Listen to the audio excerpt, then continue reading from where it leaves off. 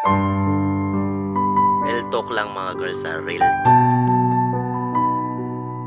Bakit nyo ba kami pinagbabawalang manigarilyo?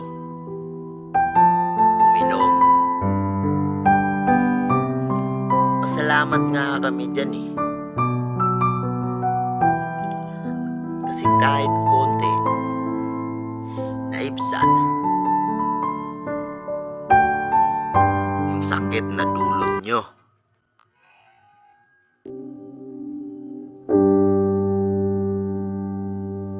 Natapos na ang lahat.